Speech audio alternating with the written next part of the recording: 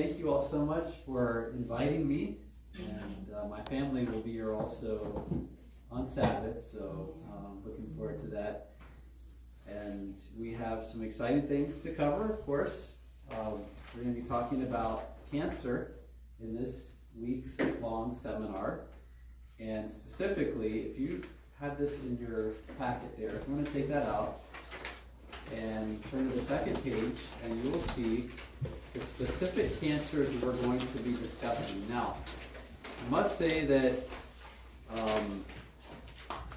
some of these things are very specific, but a lot of these therapies and information that we're going to cover deals with any cancer. Because cancer is very similar in how it grows and what the body needs to do to defeat it.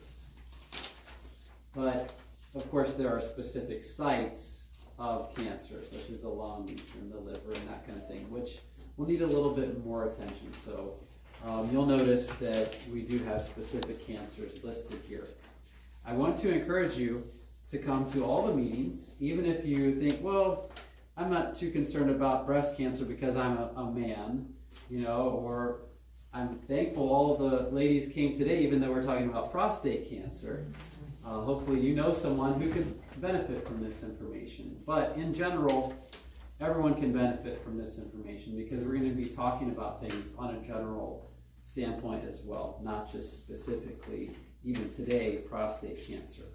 So thank you all for coming. And I want to introduce a few things you have in your bags that we're going to be starting with even right now. Our theme song, He Lives. If you want to go ahead and take that out, we'll be singing that just shortly.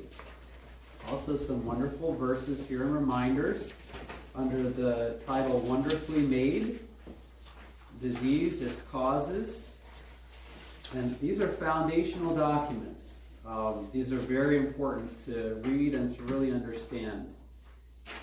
And trying to understand how God wants us to deal with any disease in our bodies, not simply just cancer. So those are very good resources for you, and some good magazines as well. And so let's go ahead and get started then. Let's start with a word of prayer. We can bow our heads together. Dear Father in heaven, we thank you so much for bringing us safely here. Some have traveled quite far. But we thank you that you have given them the encouragement to come, and also you've given them your mercies and watched over them as they traveled. We pray now that you would be with anyone else that's continuing to make their way here, and that you would be with us, and that you would enlighten us and fill us with your comfort and your peace and your knowledge. And we ask these things in Jesus' name. Amen. Okay, so let's turn to our song, our theme song, 251, He Lives. Would anyone like to lead out? I'm not the song leader. Since I'm standing up here, I look like it. But let's go ahead and sing He Lives. Who could start us out? Risen Savior, He's in the world today. I know that He is living, whatever men may say. I see His hands of mercy, I hear His voice of cheer. And just the time I need Him, He's always near.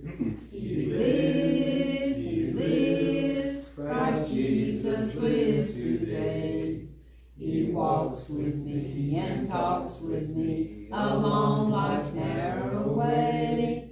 He lives, salvation to impart. You ask me how I know He lives. He lives within my heart. Verse 2. In all the world around me, I see His loving care.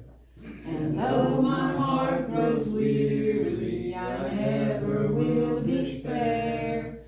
I know that He is leading through all the stormy blasts.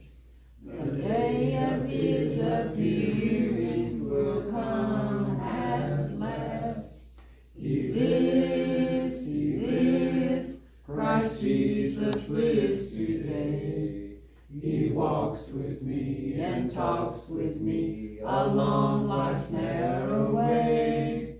He lives, salvation to impart. You ask me how I know he lives. He lives within my heart. Verse 3. Rejoice, rejoice, O Christians, lift up your voice and sing. Eternal hallelujahs to Jesus Christ the King, the hope of all who seek him, the help of all who find. None other is so loving, so good and kind. He lives, Christ Jesus lives today.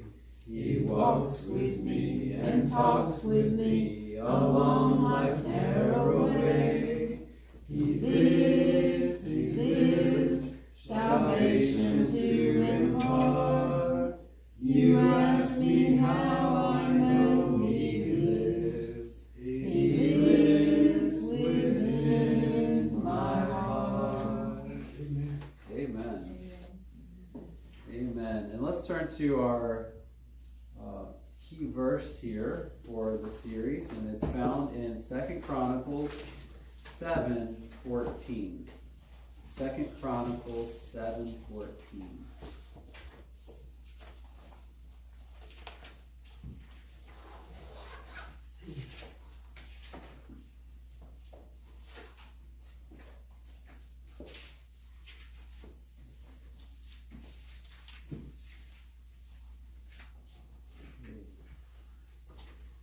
Chronicles 7:14.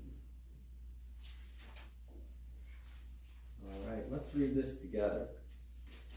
Starting with if. If my people, which are called by my name, shall humble themselves and pray, and seek my face, and turn from their wicked ways, then will I hear from heaven, and will forgive their sins, and will heal their land. Does that say I might forgive their sins? Perhaps I can heal their land? It says I will, right? There's a positive promise there. And so what does that take for us to take hold of that promise? What does it take? Humility, right? And what else? Obedience. Obedience, okay. And believe it, right? We have to believe it. Now, I worked at UC Pines for about 4 years, and I did not work specifically in the Lifestyle Center.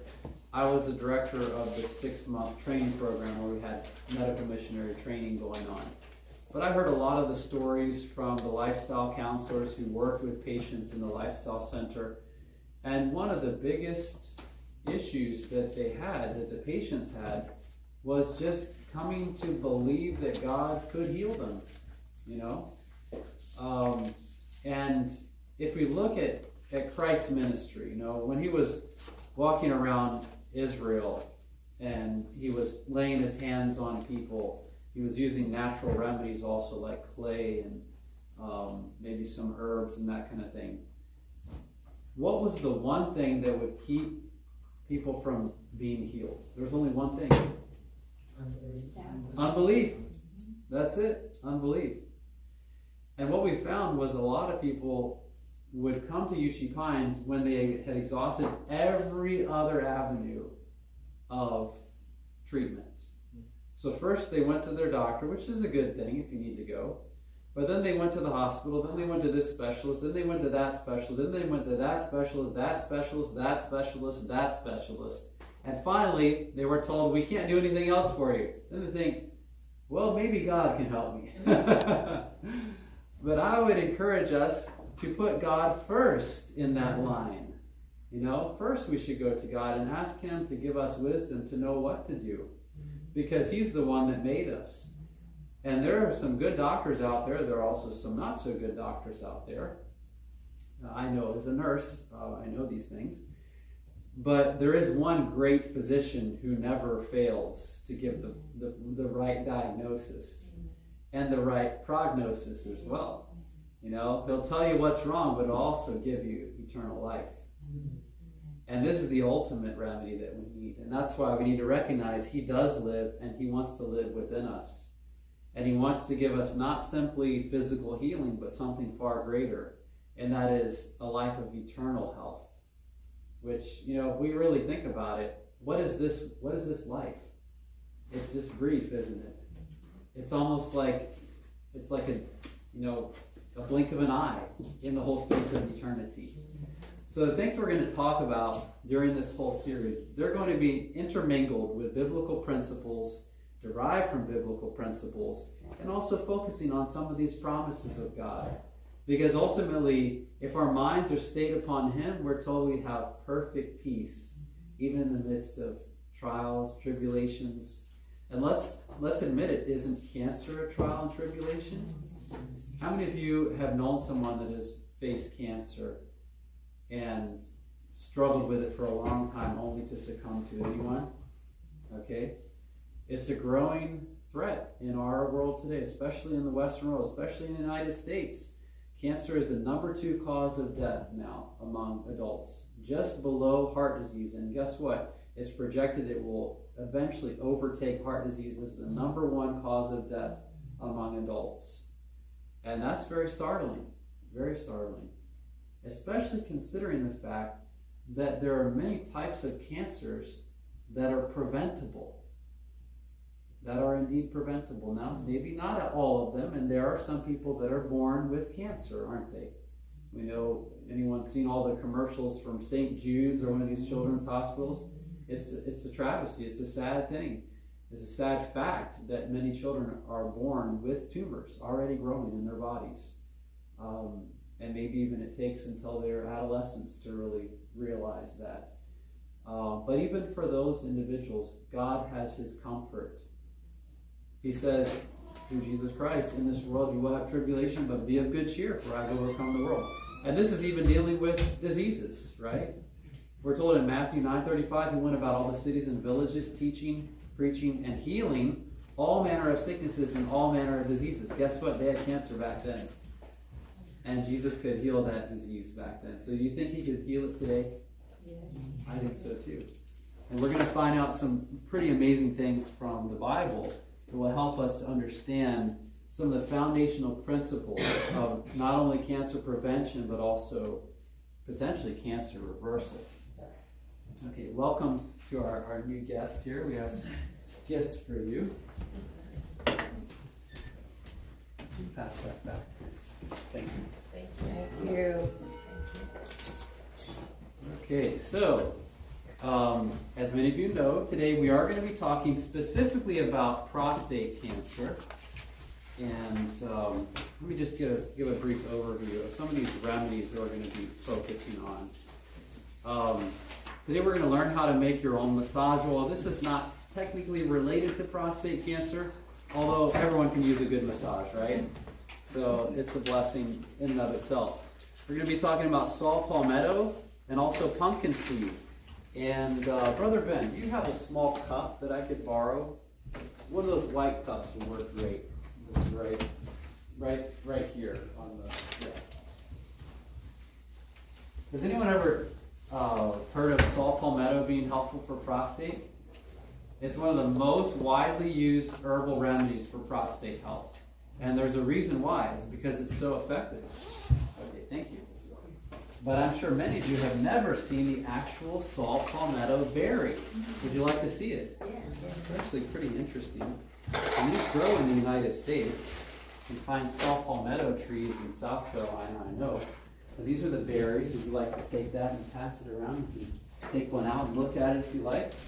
But these berries are the inspiration behind some of the new pharmaceuticals that are called 5-alpha reductase inhibitors, or furosemide. I can't remember the name of it. Anyway, if you have prostate, benign prostate hypertrophy, or even prostate cancer, you might be given one of these. But guess what? They come with a whole host of side effects, but not saw palmetto.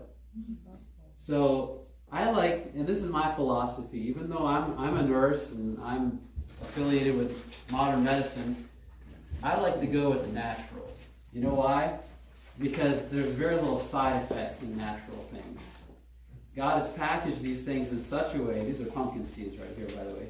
He's packaged these things in such a way that they can help with the physiological process, like reducing a certain type of testosterone, which is what these do, the saw palmetto berries. But they also don't cause the side effects because God packaged them in just the right way. Okay, He put just the right other chemicals in there so that it wouldn't be too much, it wouldn't be toxic or whatever. So quite amazing. We're going to look at some of the science behind that. Is them already shelled? These are already shelled, yes. These are just standard pumpkin seeds. Raw organic pumpkin seeds right here. Free. And these they're not roasted. You can grow more pumpkins with them if you like as well. Weren't I seen some, they weren't green? They're white. Yeah. Those have the shell usually on them, I think. I think those are shelled still. But there may be some varieties as well. In fact, pumpkin seeds and squash seeds in general, because pumpkin is from the squash family, are very beneficial for your health. Not only are they packed with protein and fiber and some healthy carbohydrates, but they also have chemicals that destroy worms and parasites. So it's pretty remarkable. How do you grow saw palmetto? How do you grow saw palmetto? How do you grow it? There you go. Can Beyond that, I'm not really sure. Is that a seed? These are seeds, yeah. These are berries. So if you'd like, we could populate High Point with saw palmettos. They will grow. I'm assuming they haven't been treated or anything, so they should grow.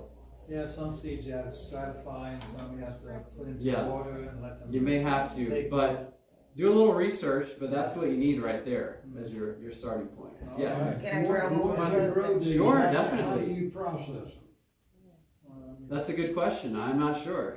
You're talking about using for growing or for internal use? To eat, To eat, you could. would. There's a number of ways you could do that. We'll discuss that. But in brief, you can make a tea with it. You have to steep it very long. But you can make a tea with it. You can make an extract with it. You could grind it in a powder and put it with your meals. You can put it in a capsule as a supplement. Most people that take saw palmetto take it as a encapsulated powder. So, but it's these berries that they have powdered. So you can put it in a strong blender. You could powder it up, or a coffee grinder could turn that into powder.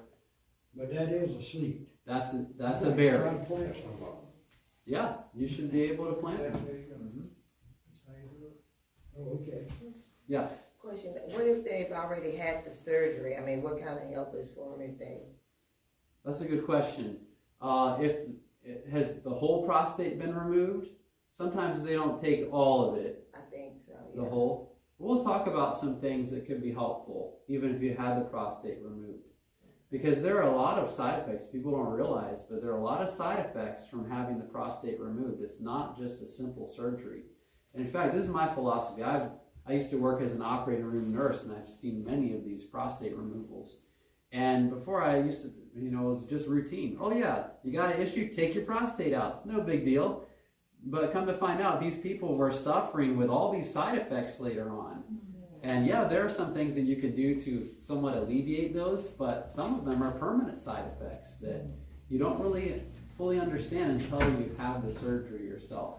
So obviously prevention is best, of course, and we're going to be focusing on that. But even if you have had the surgery, the prostate's been removed, there are things that you can do to alleviate some of those side effects. And the body's very resilient. We just need to know what to do to help it to recover. Right. So, a good question. But saw palmetto is potentially helpful as well for other aspects of prostate prostate health, well, not if you don't have a prostate, but in general health. Now, I'll go ahead and jump to this fast fact before I get into my lecture. How many of you have known of an adult who started to lose their hair, specifically a male? Okay. Have you known anyone that's very young that started to lose their hair? They have a significantly increased risk of prostate cancer. Did you know that? Yeah. Because the same receptors that are acted upon that stop hair growth, especially in younger people, also trigger prostate cancer, or at least prostate enlargement. So there's a sure sign. If you see a young man who's losing their hair, give them these remedies. Tell them, give them this education, because you can prevent, with proper lifestyle and some of these simple natural remedies, you can prevent some of the issues, even with hair loss, even maybe reverse hair loss, using simple natural remedies. Now, here's another interesting fact. The drugs that they use, the primary drugs they use for alopecia or male hair loss, guess what the originator of the therapy was? Saw palmetto.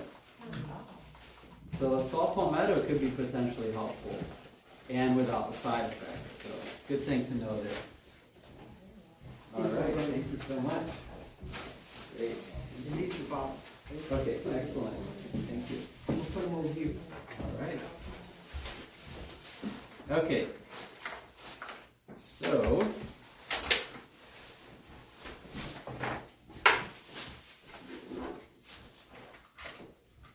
before we start, I want to ask you a few questions. And this is your pre-test, okay? We will take a quiz at the end, which I'm sure you all will pass with flying colors, okay? And there's no wrong answers here in the beginning, because we're not going to grade you. We're just going to write it down, you take note, and you see if you're right, okay? What is the cause of prostate cancer? Question number 1. Diet? Who said that? Diet, okay. Specifically, what do you think could be, what could cause? Meat? Okay, that's very good. All right, so cause, meat. What else? Sweet. Alcohol. Sweet, alcohol, okay. Did someone said sweet? Sweets, okay. Sugar. Okay, sugar, high sugar, right? Dairy wrong. Okay. Anything Dairy, Uh-huh. stress. Well, I'm missing one. There was another one here. High sugar, dairy, stress, Someone said alcohol. alcohol. It's right. It's true. Okay, what else? What about lack of exercise? Lack of exercise. Okay, that's good as well. All right, so I'm just putting the decrease for the arrows to decrease exercise. Okay, anything else? What about genetics? If you have someone in your family with prostate cancer, are you more likely to get it too? Yes. You are. So it may not be the cause, but it's a contributing factor, right? I mean, all these are contributing factors. Okay? So genetics. Anything else? There's one more big one that no one has mentioned yet. Environmental? It has to do with environment. It's actually the #1 cause of cancer in the United States in general. Smoking? Smoking, yes. Smoking is actually a big contributor to prostate cancer risk. Okay, very good. All right. You all pretty much know it all already, so you did very well. Very, very happy to see that you're very educated on risk factors for prostate cancer. There are a few others as well, and we'll get into those, but in general, this is a very good set of answers for a pre-test. So you can congratulate yourself on that. You have a high level of knowledge dealing with cancer risk reduction. I'm sure Sister Bethay has something to do with that, right? All right, can I erase this? Everyone got that wanted it? Okay. All right. Oh, you let anyone know that this, you can also go back to the YouTube channel and watch this again, if anyone wants to. So you just have to go to our church and just pull up on YouTube. Believes the Truth Free 7 Adventist Church. You can get it. I want everybody to know that. Yes. And it is good to review this information. We're going to be talking about quite a bit of stuff today. So. Okay, so let's go on here. I don't have a big screen here, but hopefully you can see some of these things. Of course, the title for the whole series is Remission Possible. Yes, it is possible not only to prevent, but even to see cancer reduce in severity, and even some people have used natural things like lifestyle modifications and even some of these natural remedies to totally get rid of cancer. So it is possible. Okay, that being said, if you are undergoing treatment for cancer or some other medical condition, it is definitely advisable to talk to your doctor about any interactions that you may have with these natural things and what you're currently doing. Okay, so just a little disclaimer there. But many doctors are not educated in these things as well, so they may just say, well, don't do that, doesn't make any sense, or whatever. Well, it may be your job to educate them, right? To bring them some information and show them. Give them the link to this video and let them take a look and see that, yeah, there is some scientific backing to these things as well. Okay? Now, there is a little song that kind of encapsulates all the things that you just mentioned right here. So I think one of the easiest ways of remembering things is to hear a song about it. Okay? So this is a song entitled Prosperity for Your Prostate. Okay? And so we're going to listen to this. Hopefully it'll be loud enough. This is an original song, by the way. Okay? I didn't sing it, though. Thankfully. So here we go. And the words will show up here. Gotta take care of your prostate, my friend. Healthy habits help in the end. Leafy greens, move every day. Keeps you strong, keeps trouble away. Oh, healthy habits don't wait. Keep an eye on your prostate. With balance and care you'll feel great. Healthy habits for your prostate. Kick the smoke, ease off the drink. Take it slow, give your body a think. Skip the stress, find time to play. A little peace goes a long way. Oh, healthy habits don't wait. Keep an eye on your prostate. With balance and care you'll feel great. Healthy habits for your prostate.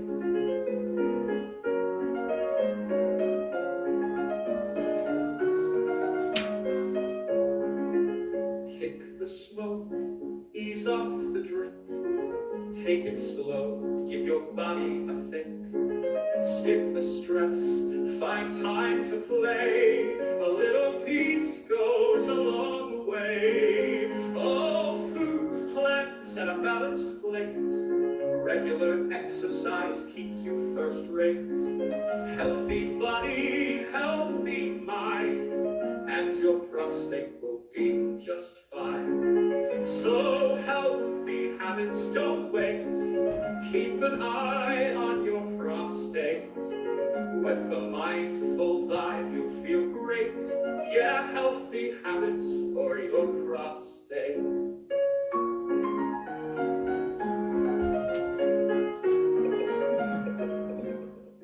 Alright, so what do you think?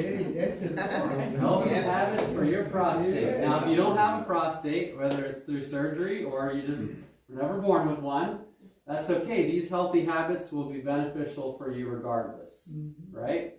And that's the wonderful thing about natural remedies, is that many of these things are helpful even if you don't necessarily have a definite medical need for them.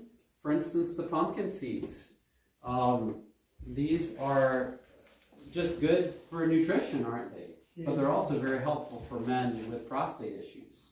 So just keep that in mind, that the things we talk about today, besides some very specific remedies that we'll mention, that I will definitely let you know about, are beneficial for everyone. Okay? So, healthy habits for your prostate. All right. I want to tell you a little story about my cousin, and I want everyone to see him here. This is me growing up. I am the one here, if you're wondering. And this is my cousin, Timothy. Everyone see? And as you can tell, we're best buds, right? Mm-hmm. And he lived here in North Carolina, and I moved when I was about 5 up to Maryland and lived close to Washington, D.C. Grew up there.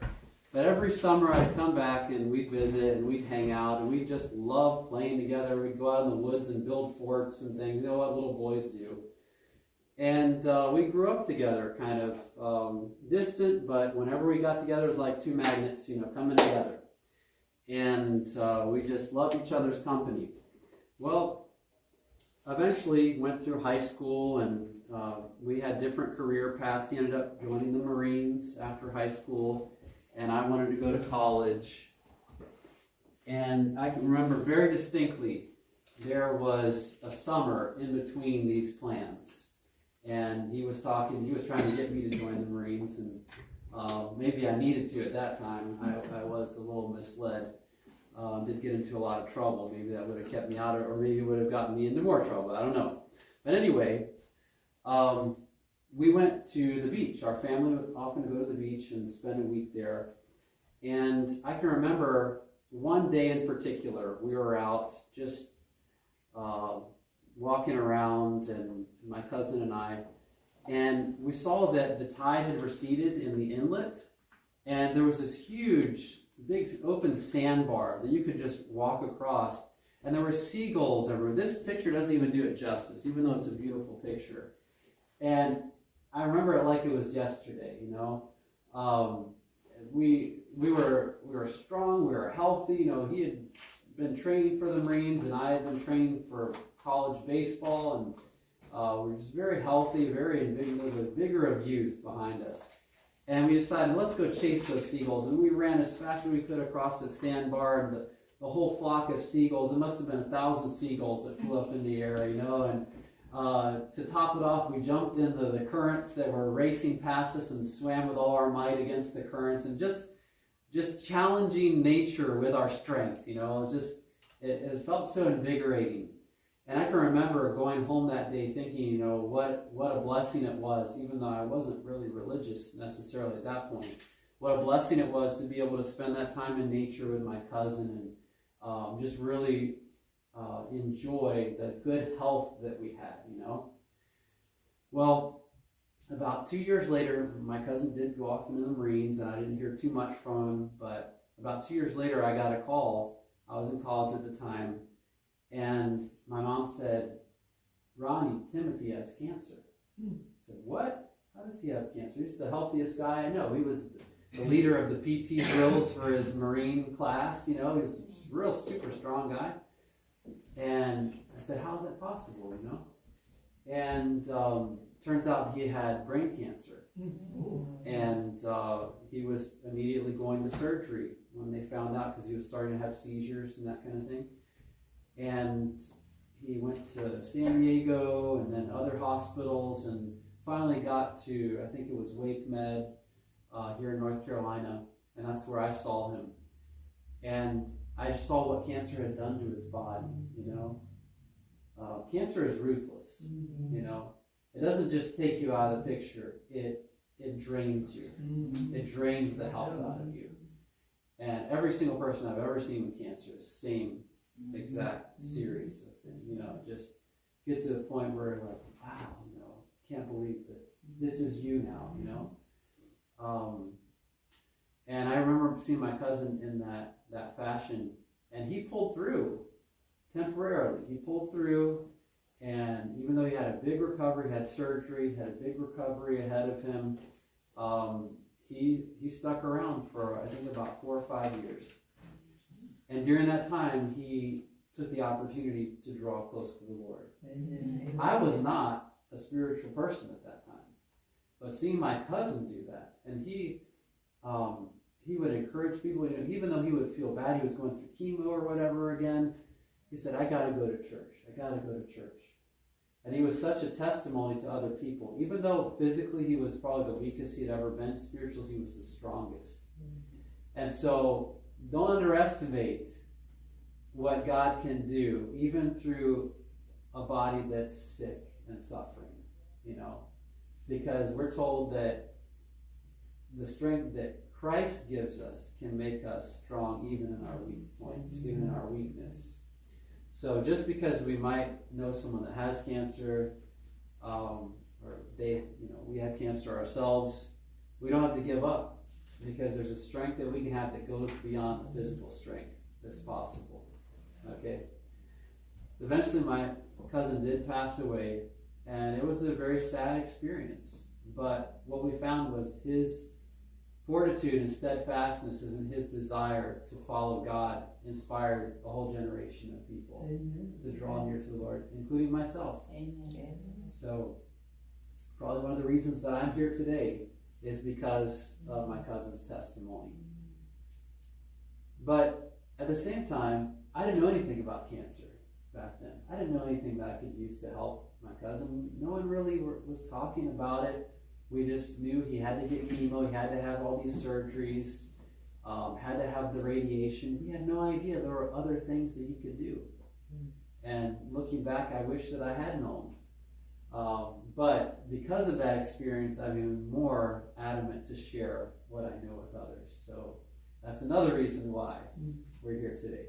But interestingly enough, this series right here that brought us into connection with Believers of Truth. Because Sister Bethay saw a video that I did, was about 15 years ago, on cancer. And I was working at UC Pines at the time, and I was sitting in my office, and Sister Bethay calls. And I don't know Sister Bethay, but she calls, she says, I have this DVD about cancer, and I'd like to speak to the young man who did this presentation, because I'd like to get him to come out and give a presentation. And I said, well, ma'am, that was me. She said, oh, no, it's a young man. It's a young man. I said, no, it's really me. And finally, yes, we came to the conclusion it was me, and we've been back many times since. So this is definitely a topic that's very near and dear to me, and I hope that all of you are blessed by it, and not only for your own selves, but also that you can share this with others, because there is not a lot. There is more information out there now than there was back then, and people are starting to search, and especially after going through COVID, people are asking, what about these natural things? You know, what can I do to be healthy? And that's, you know, one of the benefits of trial is that we realize our need. And thankfully our population has come to grips with some of that. But we're going to cover some things that are not often talked about and not even common knowledge. So you all will be especially prepared, not only to help yourselves, but to help others. Okay, so let's go ahead and go in to a few statistics here. We talked about the potential causes of prostate cancer, right? And we mentioned smoking, inactivity, poor diet, right? What are some of the others? Dairy, meat. Dairy, meat, okay, especially processed meats, red meat especially. Okay, tobacco, that's right. Exactly. But many people are kind of still in the dark about that. And so prevention is really the most important thing that society could benefit from. Is not necessarily cure, because cure is important, but if you can prevent it, how much better is that? So prevention is super important, especially because it doesn't require a lot of resources. If you're going to treat cancer, you need at least a room in your house with, you know, specialized equipment and some specialized knowledge, right? At the very least.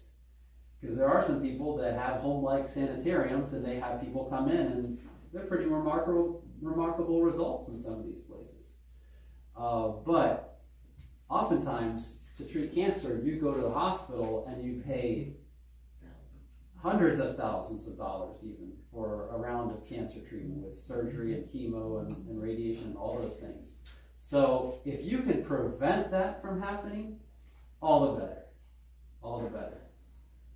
It's a blessing, and part of the reason why I left the hospital in working as a nurse was because I realized I don't want to just take care of patients, because I enjoyed that. I enjoyed being there at the bedside and helping my patients. But I realized, you know what? If I can prevent the patients from even coming to the hospital, that's better. That's what I want to do. And so that's what I pretty much dedicated my life to. So, as I mentioned, cancer is the second leading cause of death. It's estimated that somewhere around 40% of Americans will develop cancer during their lifetime. That's almost half. And the number is growing. Now, of this number, some cancers are not as dangerous. And some cancers, when we get older, when we're older, don't really progress that much. Like prostate cancer, believe it or not. If you get prostate cancer over the age of 70, sometimes the doctors will even say, let's keep an eye on it. Because it's very slow growing. It's not very aggressive, usually, when you're at that age. But if you get prostate cancer when you're a young man, it's usually very aggressive. So you will probably have recommendations for removal of the prostate or or maybe irradiation of the prostate or something more invasive. Now keep in mind there are side effects of doing that. So if you can prevent it, how much better would that be? So 40% will develop cancer, about 20% of those will die from cancer, and that number is growing very significantly. Another contributing factor is the levels of obesity in this country. Obesity, if you have prostate cancer and you're obese, you have a much greater risk of a very aggressive cancer. And they're not exactly sure why, but they see that there's a correlation between the two. So having a healthy weight or moving towards a healthy weight is really important. And not only will that help with prostate cancer risk reduction, but also diabetes and heart disease as well. Some of the other top causes of death. Okay, we'll go on here. Let's have another look there. But I believe the principles from the Bible really hold the key. And we'll talk more about that in particular. There's a whole series that I give on cancer and biblical principle. We're talking about that if you come on Saturday to our meetings. And you can see here on the flyer, if you still have that, actually all of you do have that in your handout. You can see that we are meeting this Saturday, 9:30 a.m., 11 a.m., and 3 p.m. So please come to that. It's going to be very insightful as well. You've never heard cancer like you're going to hear it on this day. Okay? All right. But let's talk a little bit more about prostate cancer specifically. So, prostate cancer, is it common or uncommon? It's one of the most common cancers among men. Okay? Comparison would be breast cancer for women. Okay? So it's very common. And as I mentioned before, for younger people to come down with a diagnosis of prostate cancer, it's much more dangerous. As compared with maybe 60, 70 years old, if you're diagnosed with prostate cancer, it's so slow growing at that age that you will probably die from something else than the prostate cancer. That's why the doctors think, let's not even mess with it because it grows very slow when you're that age. Could have something to do with testosterone levels. Now, why do I mention that? Because when you age, your testosterone levels decrease as well. Now, who thinks that low testosterone is a good thing for men? I don't see any hands. Why is it not a good thing? What is testosterone responsible for? Anyone know? I'll put it this way. Samson had a lot of testosterone. A little too much. Okay? but he made some bad decisions as well. Testosterone gives males their strength, okay? And also is, if you don't have testosterone, you don't have reproductive function either, if that's important to you in your earlier years. So yes, it is important, but there's an important characteristic of testosterone to keep in mind. There are different types of testosterone, okay? There's one in particular that is responsible, or thought to be responsible, for causing aggressive prostate cancer growth. Okay, you want to know what it is? It's called DHT, or dihydrotestosterone. Okay, dihydrotestosterone.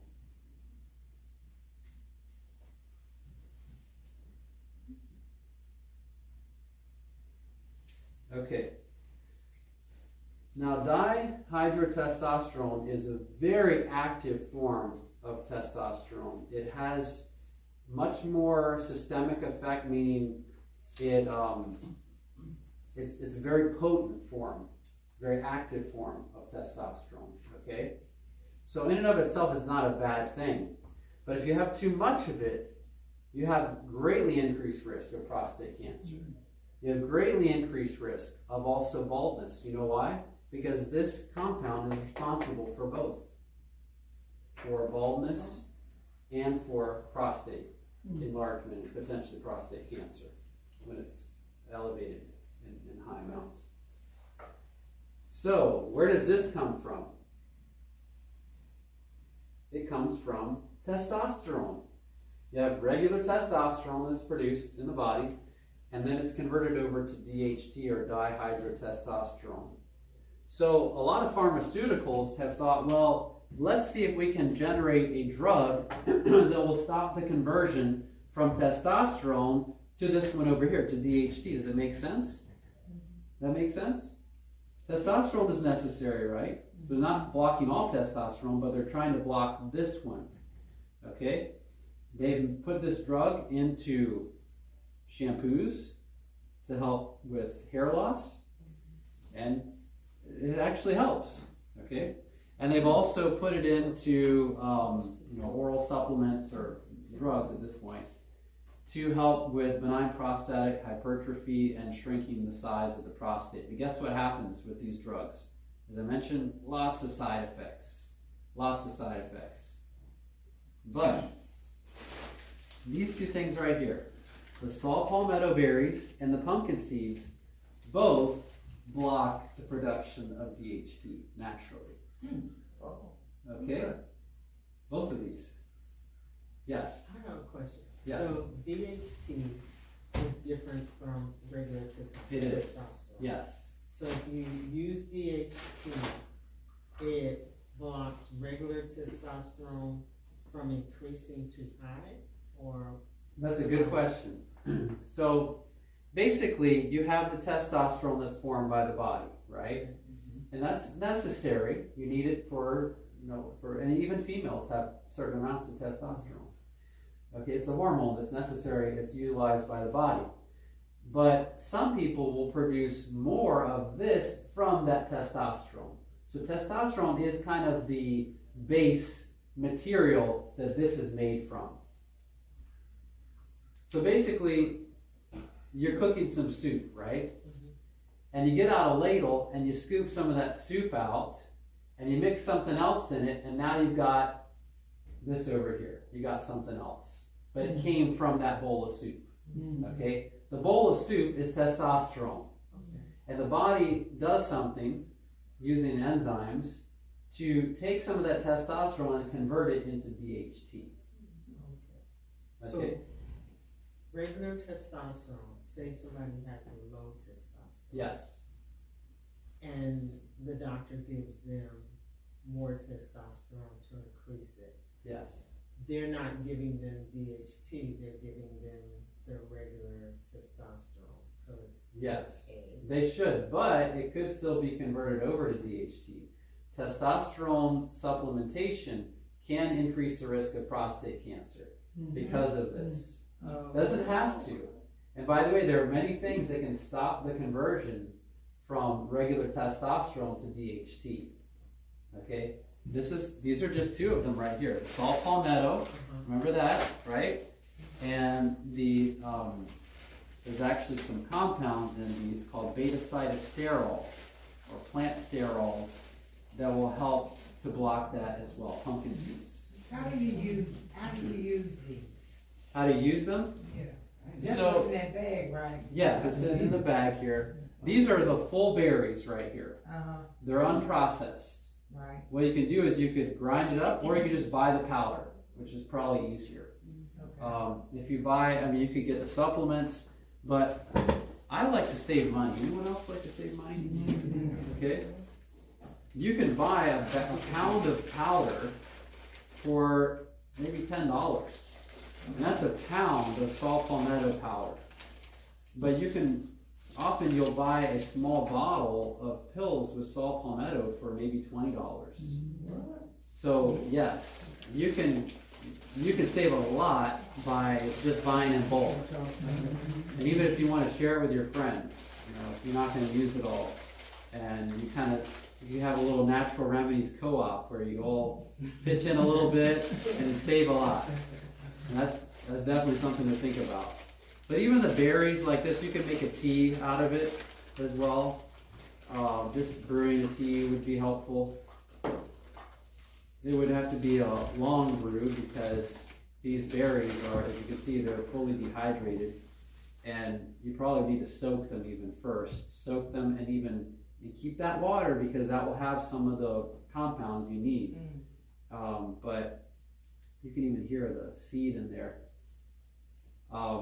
But you take that thing and soak it, make a tea, brew it for, what I would do if I was going to make a tea, I probably would boil it. Anyone ever made boiled peanuts? Treat this like boiled peanuts, okay? You're going to have to boil it for quite a bit to actually extract everything from here. And that's why it's also beneficial if you have some processing done to these, if you have them powdered already, it's just easier to deal with. But some blenders will powder, like a Vitamix will powder these things up. So you could do that as well. The whole thing, yeah. Yes, but keep in mind, this has seeds, so you could plant these. And they might even grow in this climate. So, yeah, that's even better if you can grow your own. Yes.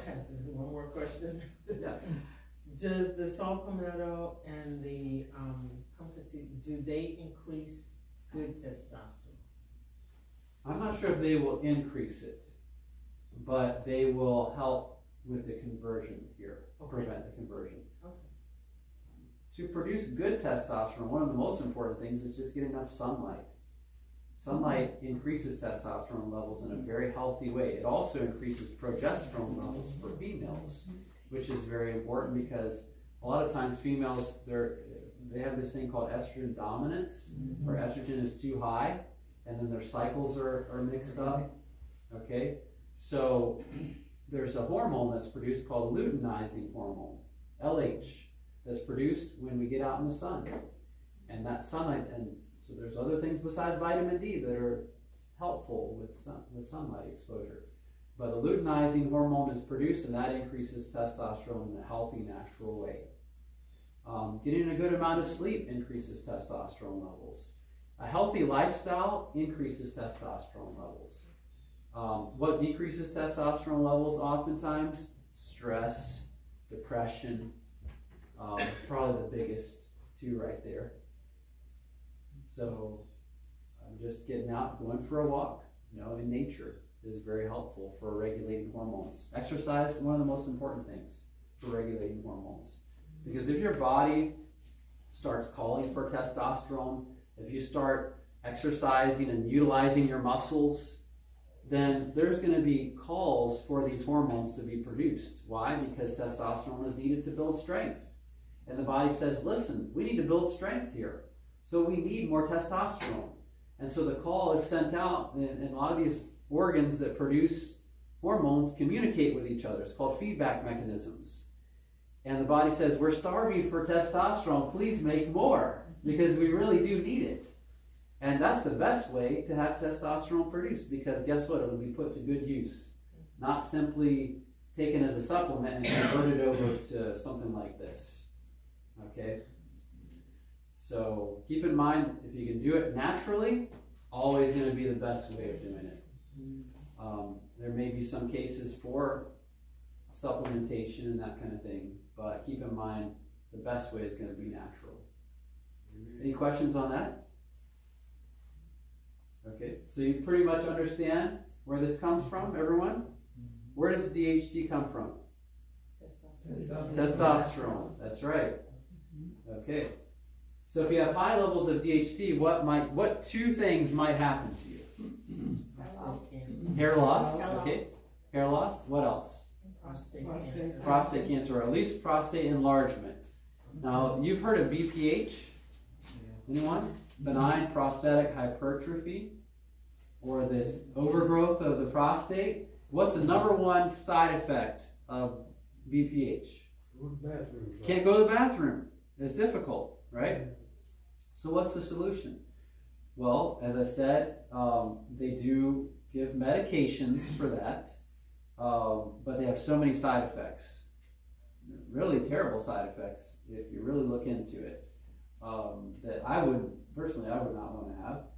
But we have these options over here that could help in maybe a more mild fashion, but nonetheless could still help to block the conversion from testosterone to the DHT. Okay? There's some more as well. Spearmint tea is also a good one. Peppermint could help lower levels of testosterone in general. Flaxseed. If you take too much flaxseed, it will decrease testosterone levels. So that's something to keep in mind if you're looking to optimize levels of testosterone. Yes? I have a question. So is there like a calculation to determine exactly how much you should take of the pumpkin seed or the what do you say about that? Saw palmetto? Saw palmetto. Yes. My rule of thumb is, and this is a problem with our medical system, is that we don't have standardized treatment protocols with these things. You go to Germany and they have something called the Commission B, I believe, instead of the FDA, and they'll tell you, yeah, take this much saw palmetto for this. This is what you should take. You know, they use a lot of natural remedies, but because the FDA is exclusive and kind of says all natural remedies don't work, you know, we're not going to get involved with those. They don't usually have standardized levels of intake. But what you can do is get a good herb book. You can even go to the supplement store and look at what the manufacturers recommend. And usually they're going to be more on the, if they're going to err, it's going to be on the side of caution. So usually there's a wide margin of intake that even goes beyond that. And it varies on what it is. Some things you really don't want to take more than the manufacturer recommends. But I will tell you this, you're not really going to overdose on pumpkin seeds. You'll get tired of eating them before you eat too much. They have a lot of oil in them, the pumpkin seed. They do. Yeah, pumpkin seed, Yeah, they do have a lot of oil. So, you know, the rule of thumb for seeds, they're high in protein, they do have a moderate amount of fat. You could take, I think one serving is probably 1/4 of a cup is a serving of this. But you could take more than that potentially. I find it hard to eat a lot of pumpkin seeds at once. I don't really care for the taste all that much, but I do like pumpkin seed butter. And it's kind of like peanut butter, but it just ground up. And you can find that in a lot of health food stores, and it's not very expensive. So pumpkin seed butter is a nice way of getting pumpkin seeds, the benefits of pumpkin seeds in a different form. That being said, you can also purchase pumpkin seed oil supplements that have the pumpkin seed oil in the gel cap as well, which is another option if you don't like to have the pumpkin seed flavor in all of your food. That being said though, there are many ways of preparing these. You can make granola bars with them, you can put it on your cereal. You could even take, if you're looking to have a certain intake of this, you want to take a 1/2 cup, let's say, a day, which wouldn't be too much pumpkin seed to eat. You could take that 1/2 cup and you say, okay, I'm going to find creative ways of putting this into my meals throughout the day. And I like pumpkin seeds on my cereal. Tastes pretty good. But there are other ways that you can bake with it, grind it up, put it in your bread. Many ways of using it. These are raw. They don't taste the best, but the raw are probably going to have the most medicinal benefit, because when you heat something or you roast it, you're going to start to lose it, especially antioxidant that are found here in the pumpkin seeds, and it may start to denature some of the other medicinal compounds. So I recommend, if you're taking it for medicinal purposes, you want to take it raw. And the oil is going to be the best preserved in the raw as well. So when you have roasted seeds, the oils sometimes go rancid, and that, you lose all the medicinal benefit from that. So this is probably going to be your best option, the raw pumpkin seed. Any questions on that? Okay, how many of you think you could eat some more pumpkin seeds in your diet? Okay, excellent. I usually grind it and put it in my millet in the morning. Nice, very good. Yeah, that sounds like a good idea. And you get an extra boost of protein and fiber in there as well, and some healthy fats. So, very good. Okay, what are some other ways that we can use saw palmetto? Let's say we had powder, okay? And we want to combat hair loss. Any ideas what we could do? One of the best ways of using herbs, because they're not usually very concentrated, is to have local applications. So what does that mean? In terms of the application or the use of an herb or a supplement, local versus systemic. What's the difference? Systemic is directed through the blood system. All through the body. So you're taking it by mouth, right? And it's going all over, right? Is that going to be pretty diluted by the time it gets to the hair or the prostate? Yes. It will. But if you apply it locally, or let's say I took some of this powder, and I wouldn't recommend making a whole batch of this ahead of time, because I'm not sure the shelf life of it. But if you took a teaspoon of this and you mix it with some avocado oil and made a little paste, and you did an overnight hair treatment, what is going on the scalp that whole night? This absorption of not only the oil, but the saw palmetto. Okay, and what does it do there? It blocks DHT, which could potentially help with hair loss.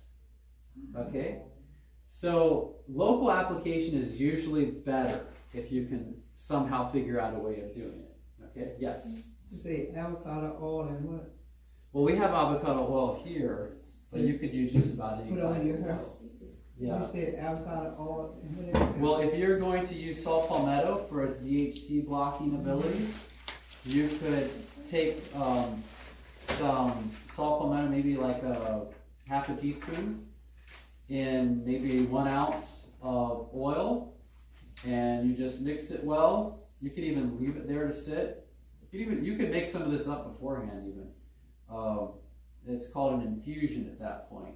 Does it matter what kind of oil you use? Well, whatever oil you use, you want it to be fresh, because otherwise it could be rancid. It could cause oxidation and inflammation and problems on the scalp. It could What about cause olive irritation. oil? Olive oil is probably one of the best oils to use on the skin. Coconut oil is also good to use on the skin, but if you refrigerate it, it's going to turn into solid. So olive oil would be a good one. You could take castor oil, also very beneficial. So if you wanted to use castor oil, you could take a small container of castor oil, and you could place, not the berries, but you probably want the powder at this point. Place the saw palmetto powder in that jar, and you close the lid and you shake it up and you leave it sit somewhere in a dark place. I wouldn't put it in the refrigerator, somewhere where it can start to infuse into the oil. And by the end of 30 days, you're going to have an oil infusion of saw palmetto. You could just take that oil and you could put it on your scalp at night. So that could be a potential local treatment using saw palmetto, which could help to locally block the conversion of testosterone to DHT. Now that being said, you probably also want to do the systemic approach as well, because at the hair is not necessarily the site in which all the testosterone is converted to the DHT. So if you can take saw palmetto internally as well and topically, be the best combination. And that's what I recommend. If you're going to use an herb locally, also take it internally, because you're going to get systemic benefit and you're going to get the local benefit as well. Now, what about prostate? How can you get saw palmetto locally to the prostate? Can you? Is it possible? Yeah. Poultice, okay, could do a poultice. All right, now this brings me to, we're going to segue into screenings for just a moment. How do you screen for prostate cancer or prostate enlargement? It's one of the least looked forward to moments in male physical exams. I'll just put it that way, right? Besides the blood test, it's a rectal digital exam. Why is that? Because you can actually feel the prostate from the rectum. And if it's enlarged, that's noticeable. Okay? So, and you know, if you're really doing a screening for cancer, that's really the gold standard. Because even you've heard of the prostate specific antigen test, PSA test. There's a scoring system. So we'll just write this down. PSA. And it's usually 1 to maybe 100. I don't know if they even count up to that far. So let's say 1 to 100. If you have a PSA of 100, you're in trouble, by the way. But let's just start with the basic here. 1 to 4 is considered somewhat normal. Okay, the lower the better. 1 to 4 is considered somewhat normal. Then we have from 5 to 10. Actually, you know what? This should really be 3. Because 4, you really are starting to get concerned. Okay, so 1 to 3 is in a normal range. 4 to 10 is called the gray area. There may be something going on there. You have to watch it more closely. Okay? And then you have 11 to whatever, 100. You know, you could have even higher numbers of that with cancer. So this is the danger zone right here. This is the gray area. This is normal. But even with this, even if you have over here you have a high number, it doesn't mean that you have prostate cancer. You could just have an inflammation in the prostate. You know what, one of the, I don't know if it was the most common, but one of the reasons why individuals had their prostates removed 3-4 years ago, you know what it was? It wasn't because of prostate cancer. It wasn't because of even BPH. It was because of COVID-19. What? Because the spike protein invades prostate tissue and causes inflammation there. And so many people were going to the hospital, they could not urinate, and they had their prostates removed. Come to find out, it was actually COVID-19 that caused that inflammation. So there are studies that show that. I had a relative that happened to, and they removed, I think they did remove his prostate because of that. But ask questions, you know, it's good for us to do our own research sometimes, because at that point, no one knew that COVID-19 caused that. But now there are research studies that show, yes, there is a correlation between the two. It was interesting because he got COVID-19 and then he had the prostate symptoms. So sometimes we have to use our own reasoning powers, you know, because modern science doesn't always keep up with what's going on. And he thought, well, is this related to my COVID, experience? It was. It actually was.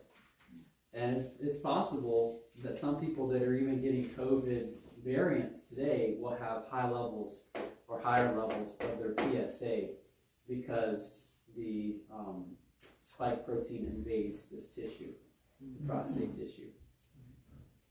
So, yes. Does the sulfonil or the pumpkin seed, do they lower inflammation at all? They do. They are anti-inflammatory. But their primary role in prostate issues, remember, were with the DHT. So there are more powerful anti-inflammatories that you could take, like turmeric, fruits and vegetables. Fresh fruits and vegetables are highly anti-inflammatory. Fresh berries, very anti-inflammatory. Blueberries, raspberries, blackberries. What about garlic? Garlic also, very anti-inflammatory. Garlic, if there is one remedy that I would recommend, if you could only have one thing, it would be garlic. Because garlic is good for just about everything, honestly. Except for something called halitosis. Anyone know what that is? Yeah. Bad breath. Yes, it's one of the worst offenders in that aspect. But besides that, it's really one of the most beneficial remedies. So it is anti-inflammatory, it's antiviral, anti-cancer, antibacterial, anti-parasitic, anti-high blood pressure, anti-cholesterol or high cholesterol, and as Dr. Thrash used to say when I would work with her, anti-friend. So the recommendation she made was to have your friends take it too. Then, you know, no one's going to blame you. Everyone smells like garlic. But that's a very good remedy. And I must have a little disclaimer here because I told someone I would never, ever again recommend the use of garlic without making a clarification. How much garlic should you have if you're taking it for medicinal benefit? Anyone know?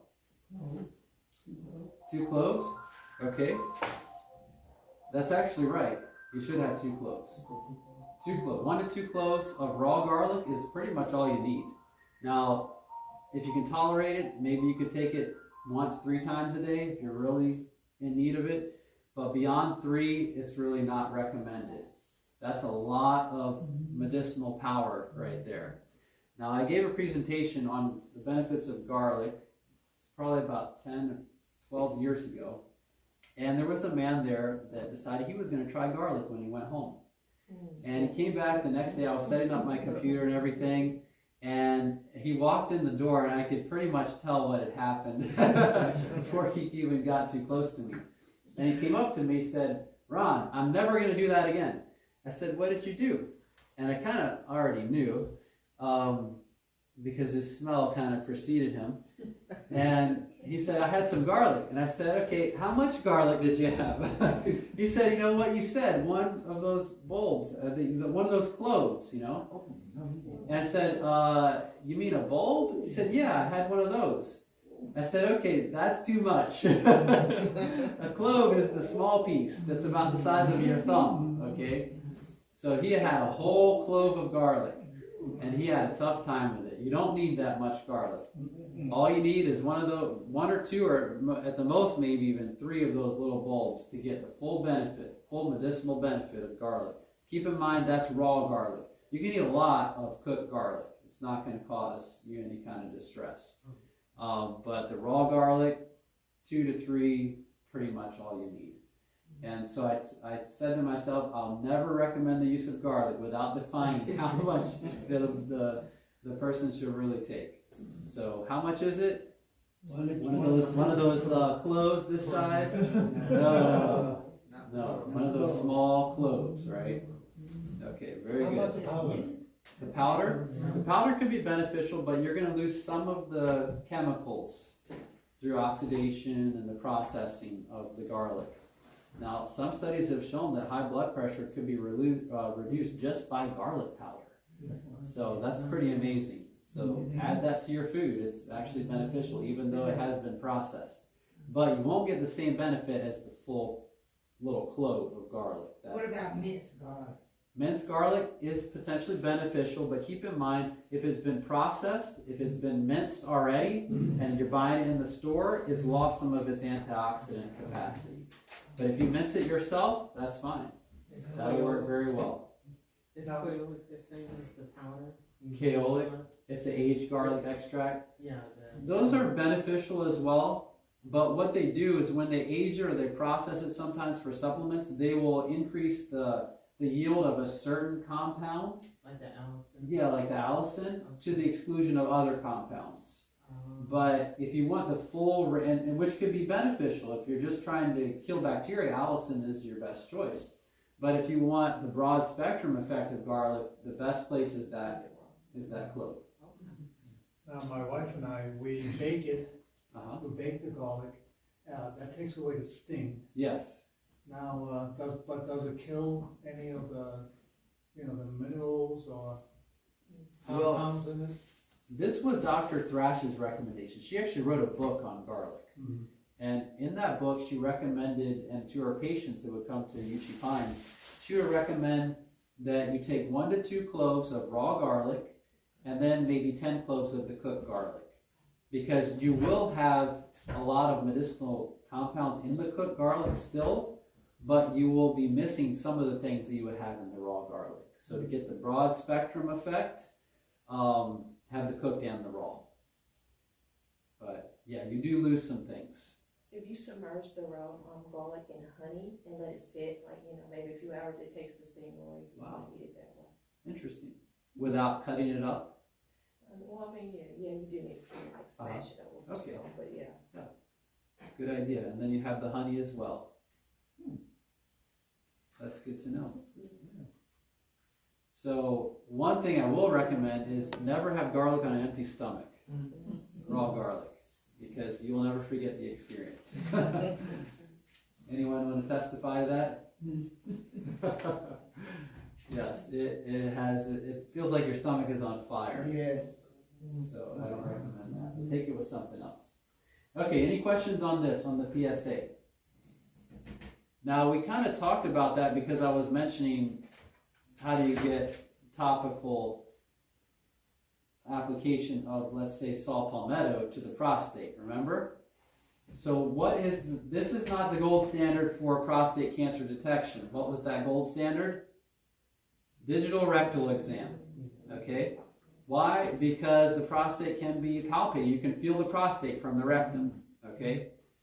Anyone ever heard of something called a suppository? Mm-hmm. All right, suppository is your answer there for local application of saw palmetto. You won't find this at the drugstore. You have to make it yourself. I would not take a whole berry. I would take powder of the berry. And you know those surgical gloves, the latex gloves, or whatever the other material is they use?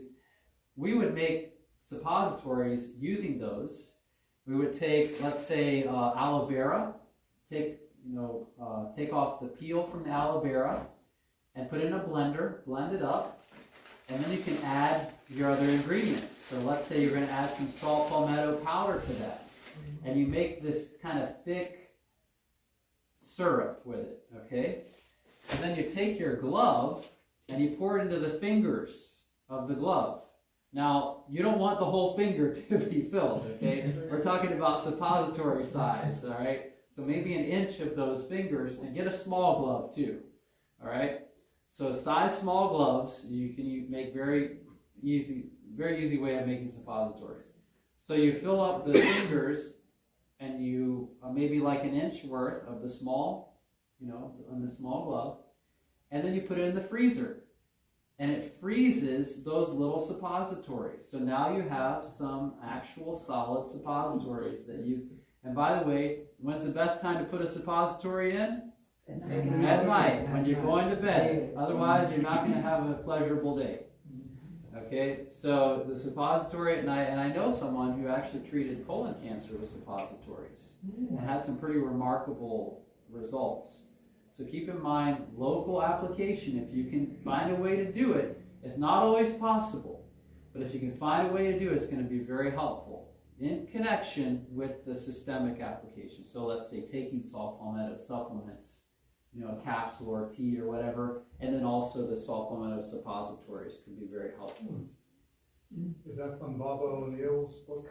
I'm not sure. There are a lot of people who use that method. I actually learned about it from a student at Uchi Pines who taught us. This is how we used to do it in Peru or something. So you worked at a lifestyle center there.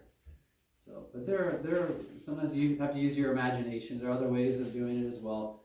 I know of one lady who used a turkey baster and made a concoction, and her husband was the experiment. And I'll just leave it at that, but it helps. There are other ways of, work with what you have, but you want to get that local application if possible. Any questions on that? Okay.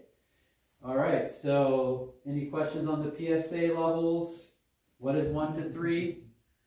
Normal. If you're a young adult, though, and you have a PSA of 3, you might need a digital rectal exam or other cancer screenings, because that's still kind of, as you age, your PSA levels are going to increase. So a young person with a PSA of 3 is going to be more concerning than a 70-year-old. Okay, another thing they look for is rapid increase of PSA levels. So if you go 1 year and, or it depends on how often you're screening. Let's say you have the screen and you come out and you're at a 2, which is not too bad, right? It's within the normal range. But then after 6 months, you go back and you're at a 9. Would that be concerning? Absolutely. Yes, it would, because it's a rapid increase. So there's something going on. The prostate is growing, and that could be a sign that cancer is growing there in the prostate as well. Okay. Now, if you have high levels over here, there is something more going on that needs inspection. And it could even be COVID-19 infection that's causing this. Keep that in mind. I had a friend of mine who recently was diagnosed with prostate cancer, or suspected prostate cancer. And I said, did you have COVID recently? Oh yeah, I had it last week. Well, you might want to have them follow up on that lead as well. And not just say, let's just go in and take your prostate out. Because honestly, there are some surgeons who they'll jump the gun. That's what they do all day long, and you're just another statistic for them. And they say, hey, let's take your prostate out too. Get in line, and we'll take it out. But taking your prostate out could have serious consequences. Serious consequences.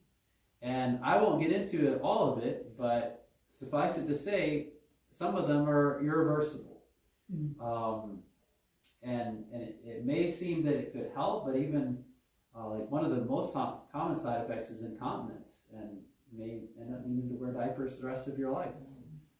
There are things you possibly could do to strengthen the perineum, and Kegel exercises and regular exercise as well. But keep in mind, the first choice, if you're concerned, shouldn't be the removal of the prostate. There are other things that really should be tried first. If you do have a very aggressive cancer, it may be what you need, and then you'd have to work with it after that and see what you can do to increase the health of the other organs and the other connective tissue that are affected by the removal of the prostate. Question? That's what I was going to ask.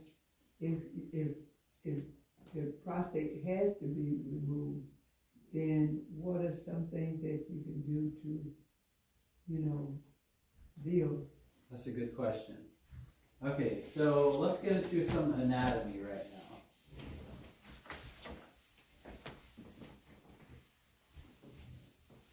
So the prostate is primarily an organ that's involved in the female, or in the male reproduction system, okay?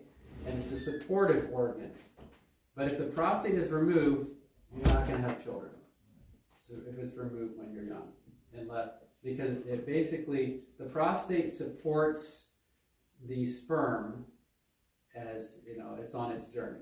Without that, it will not be viable. It's kind of like sending soldiers off without ammunition and food and supplies and that kind of thing.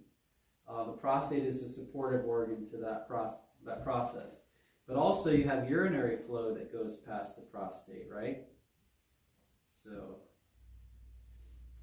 if this is damaged, and this has muscles in the organ that help with urine flow and that sort of thing. So if this is damaged, let's say this is removed and you have nerve damage or you have muscular damage here, you may not be able to sense urination as well, or you may not be able to control urination as well. Now, that being said, you can strengthen this, like, this area again. A lot of times problems happen when you have a void in the tissues. So if I took this out, let's say there's other connective tissue around here, right here. But if I take this out,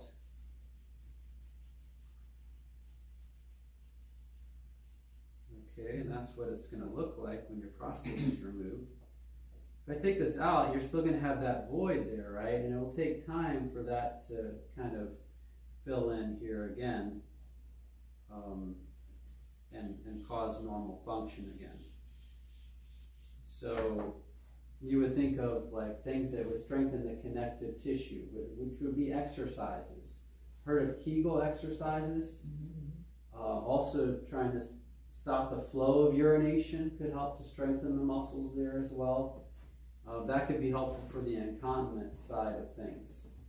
But the things that are useful for preventing prostate issues are also helpful for recovery from prostate surgery. So still avoiding alcohol, avoiding smoking, taking a lot of fruits and vegetables that are rich in antioxidants. These are going to be nourishing to all the body, and particularly this area that's trying to recover from this injury. So anti-inflammatory supplements like turmeric could be helpful. And there are a whole host of things as well, garlic, but even these things over here, even though you're not necessarily working with a DHT in this area because the prostate is removed, you probably have, if you have the BPH, or benign prostatic hypertrophy, or if you have DHT levels that are high, they're still high. Just because the prostate is removed didn't mean that those were taken care of. So you still could, have the baldness and that kind of thing progressing, or maybe it's already happening.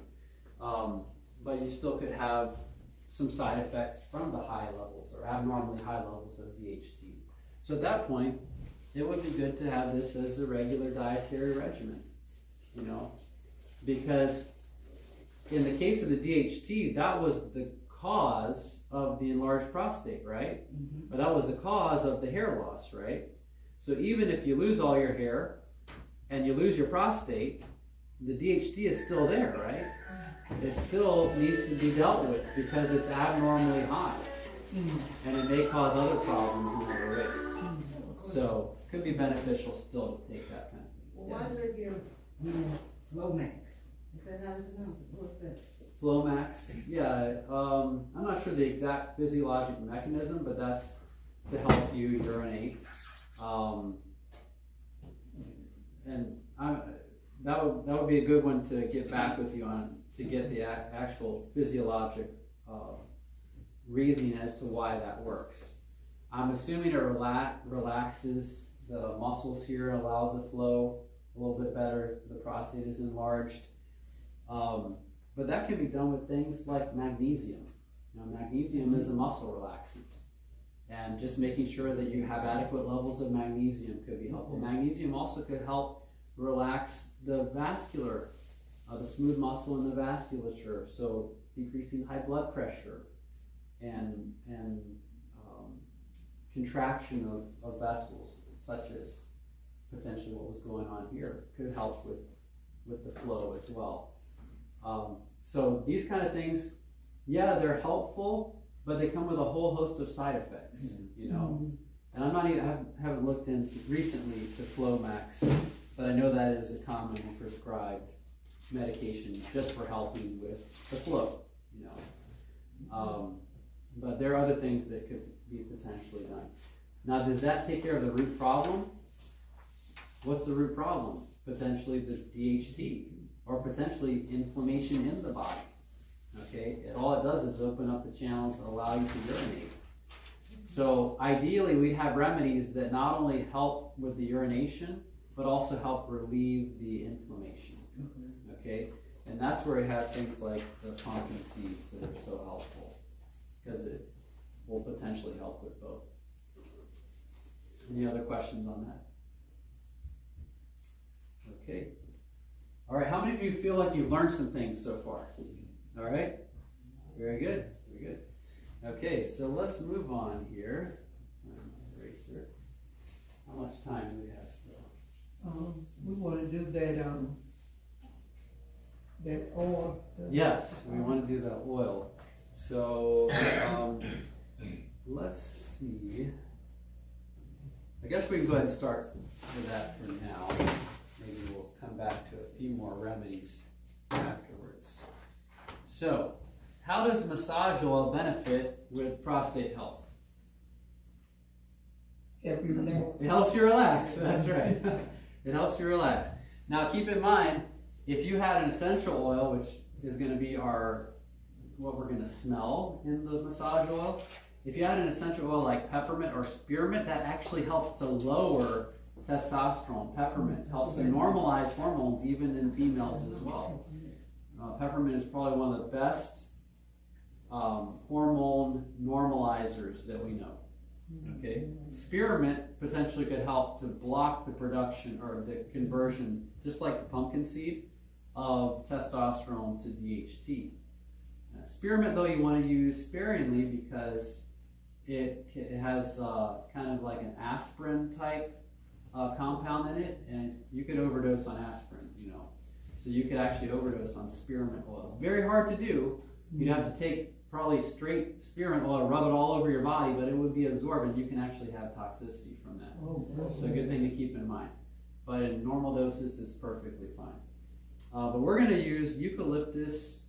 There's a certain type of eucalyptus that I really like. It's called Eucalyptus blue mallee, and its origin is Australia. Now you can use any type of essential oil that you want, really, in massage oil. I like eucalyptus because it just smells clean. Yeah. It has a nice, clean smell to it, and also it's stress relieving. It helps the lungs to clear. It actually, you know, in the lungs you have these things called cilia. They're these hair-like projections.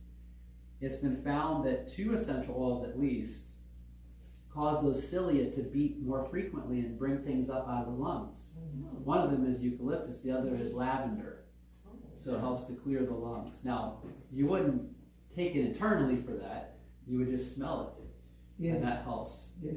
So it really helps to clear out the lungs. And so this would be a very beneficial oil if it's cold season, maybe someone has some chest congestion. Eucalyptus oil is very nice for that. And keep in mind you want to dilute it because it is pretty strong. Let's go ahead and get our things together for that. Sister Bethay, do you have a jar we can mix this in and then pour it into those bottles? Yeah. Yeah. Or a jar.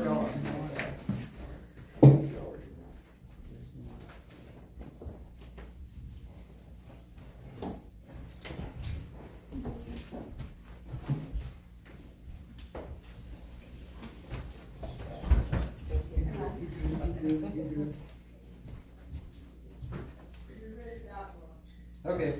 All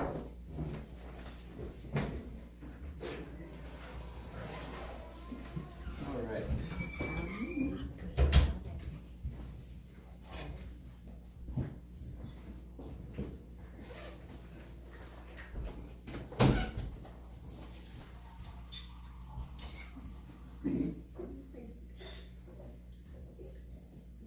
Ron? Yes.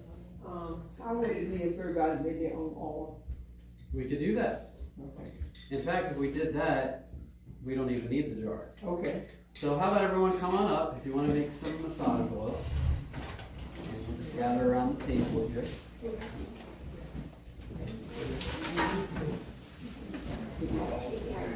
What? Oh, that's all right. Yeah, good to have.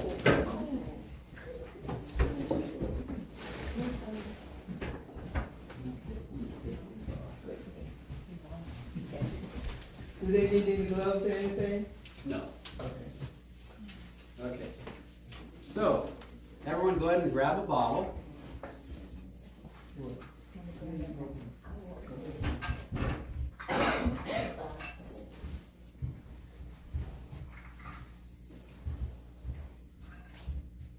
And for massage oils, there are a few really good oils to use. Avocado oil is okay. It probably wouldn't be my first choice because it does have more of a scent to it. But sunflower oil is very good. You want an oil that's going to be somewhat light on the skin. Even coconut oil is nice, but you really have to rub that in to get it to absorb. But avocado oil will work as a base. And we're going to use our essential oil as basically just a way of giving it more of a scent. Okay, we don't need a whole lot, but we do want enough so that when we put the oil on the skin, it smells like the essential oil. Okay, and is some medicinal benefit from this as well. So we're going to start by filling this about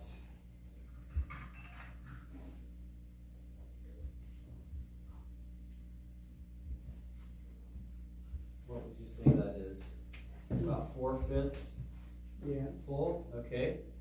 And then we're going to add, for this, probably need about 10 drops. 1, 2, 3, 4, 5, 6, 7, 8, 9, 10. Oh, 11. Extra bonus. Okay. And then we'll take that and mix it up. Like that. And now we can go ahead and we can top off this. I'll leave a little space because we're going to put that back in here. And there you have it. That's it. Shake it again.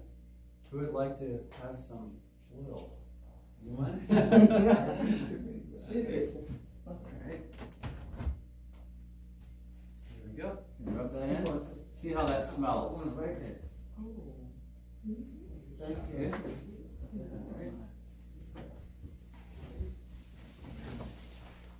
How's it smell? Yeah. So keep in mind, you don't need a whole lot of essential oil to get that nice smell from it. Anyone else?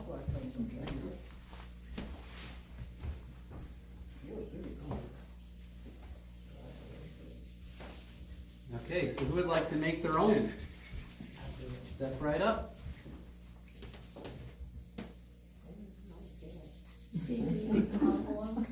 Yes, you can use olive oil. However, you will have that olive oil smell. Some people don't prefer that, but olive oil is still a very good massage oil base. As long as it do what it's supposed to do, I don't do it. You know, if it's not a stench. Yeah. As long as it's, you know, because medicine gonna have a. Yeah, that's true. But the essential oil helps with that smell too, you know. Organic. Mm-hmm. Yes. My favorite carrier though, oil for massage oil is called high oleic sunflower oil. And the reason why I like it is because it doesn't have a lot of omega-6 fatty acids. It has higher amounts of omega-9 fatty acids, which is very stable, but it also is anti-inflammatory.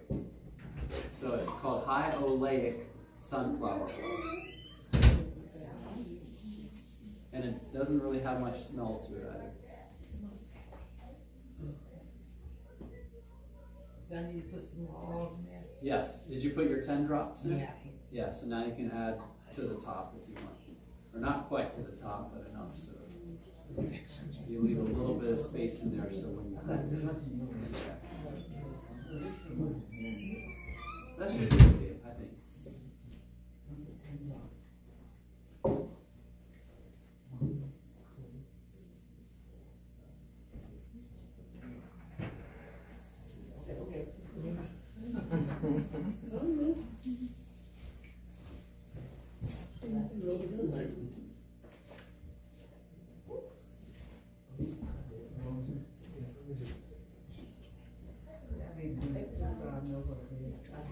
Paper towels and napkins.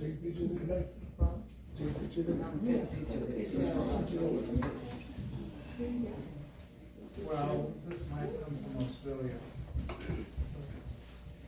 Might be mine. Here we go.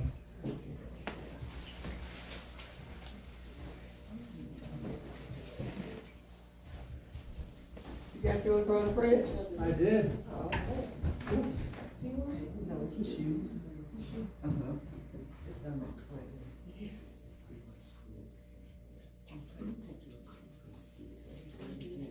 Yeah, with that wall. Oh, no, with the link.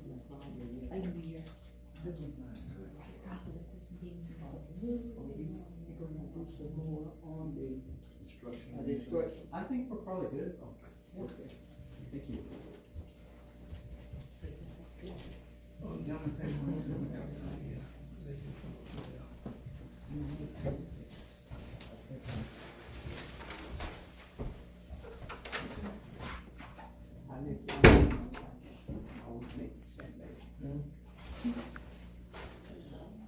And if anyone would like to take some of these berries, maybe.